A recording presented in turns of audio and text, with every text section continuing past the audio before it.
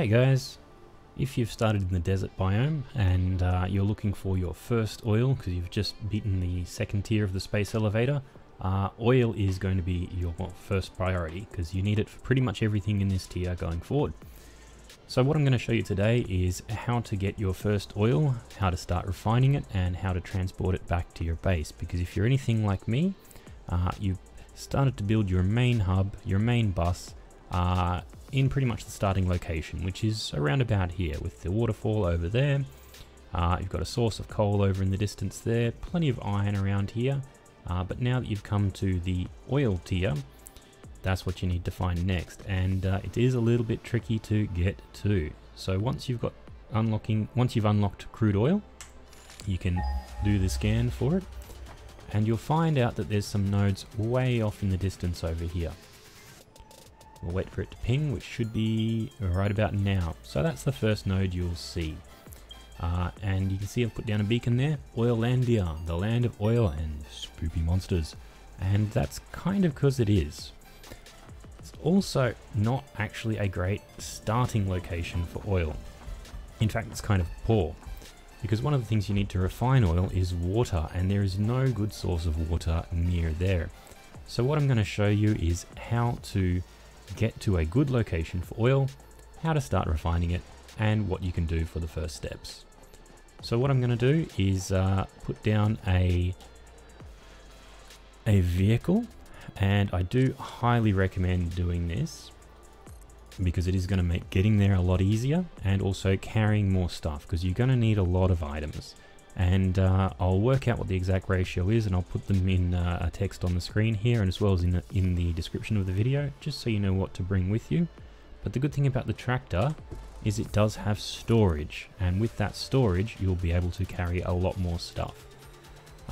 You actually won't be able to carry everything you need to make this project, so if you do want to make things a bit easier for yourself, instead of bringing what you need for making the refineries and the extractor, it could be worthwhile bringing just a beacon, some coal to power the truck, and all the concrete you can carry. Fill your inventory with concrete, fill the truck with concrete, and you'll use that to start getting the refined products back to your base.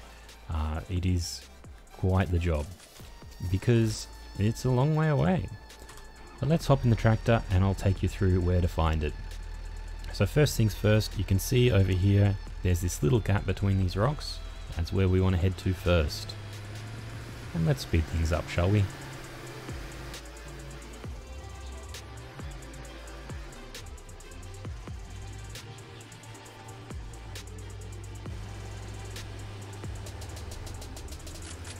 So, here we are in Oillandia, the land of oil and spoopy monsters. And as you can see, there's a lot of oil.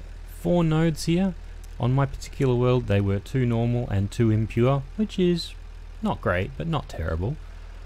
But the biggest problem, there's no water. So you've got a choice. You can pump water in, and that's about it.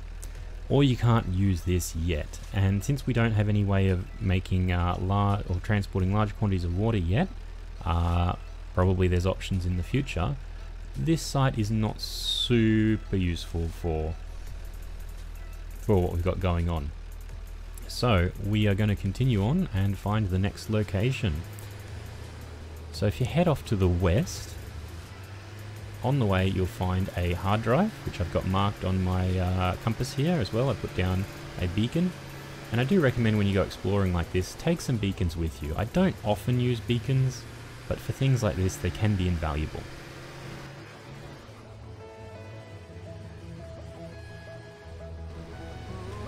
Okay guys, I'm just going to stop and grab this hard drive while I'm here, because it is on the way, and I brought, in my particular world, this needed rubber. And since I've started building rubber now, it's perfect time for it. And let's grab this beacon because I don't need it anymore. And time to continue. So now we're heading more towards the north. So from the first nodes, west then north.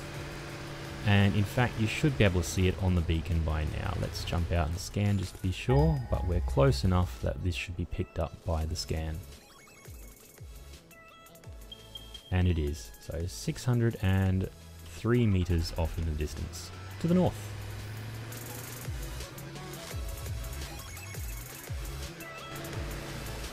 Now here we have some plants that will gas you out pretty bad.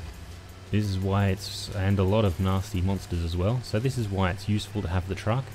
Helps you run through without taking too much or possibly even any damage. Very useful.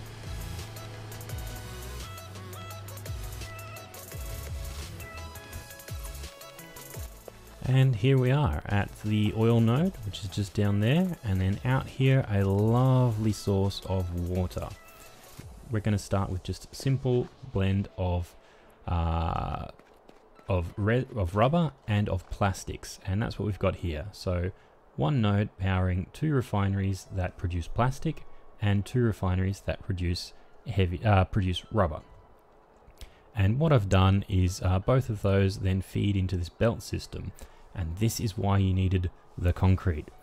Because to get everything back to your main base, if you've built it in the starting area, which probably you all have, you can either go the very long way around, very difficult, you're not getting trucks through there automated, not easily anyway.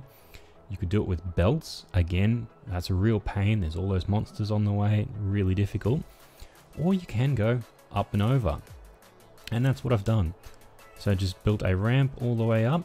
Now this ramp is too steep for trucks to take comfortably, but one thing you could do is instead of using the ramp, you could build a highway over the top and a loading dock up here and use conveyor lifts to load the products up, then take trucks to transport it to and from your main base. That'd be another way as well. I chose to go with belts just because once they're in place and you're done. But there we have it. Now as you can see, this isn't actually running yet, and this is a bit of an issue with early production of rubber and plastic. Can I get down safely? Yes, I can. So producing rubber and plastic with the default recipes will also leave behind something called heavy oil residue. And this heavy oil residue will back up and it will fully pressurize the system, and your machines will stop producing because they can no longer get rid of the heavy oil residue. I have put a couple of buffer tanks in, and those buffer tanks will stop the fluctuations, so there's somewhere for it to pump it quickly, but we need a permanent way of dealing with this. So what we're going to do to deal with this heavy oil residue is we're going to package it to petroleum coke. Well, not package it, refine it into petroleum coke. That is something you can use to power your machines with. And that would be a good use for the water that's nearby, using a coal generator, or we can simply void it in an awesome sink. Either would be fine. And they should begin producing, which is great. Now I'm just going to flush these tanks quickly to make sure that there is plenty of room in the system, because we're basically just doing this to give ourselves a bit of headroom and make sure there's no issues in terms of liquid backing up the system and stopping our main machines producing, because the main thing we're here for is the rubber and the plastic. But there we go, so they're going nicely, and we're now producing 120 parts per minute petroleum coke, which is a lot. We could, of course, have that all running into power machines. We could put it straight into an awesome sink, whatever you like. You just need to make sure this product is gotten rid of, because you can't be having your machines stop every 5 minutes or so. And as you can see here, I've decided to convert the excess oil residue into petroleum coke and burn that for power, because you know the factory always needs more power. Sadly at this point I've run out of resources yet again. I need more copper sheets and I need more rotors, but you get the idea.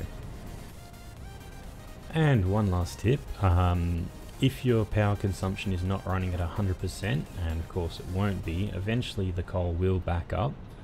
So what you can do to stop that from happening, and this might be an optional step to start with, but certainly something worth doing in the long term, is adding an overflow system so that the residual oil residue in the system doesn't end up backing everything up. And what that involves is an awesome sink and a refinery. So the refinery converting the residual product into petroleum coal, which the awesome sink will then eat. and you need to tap that into your residual fuel line, and I'll show you how that works.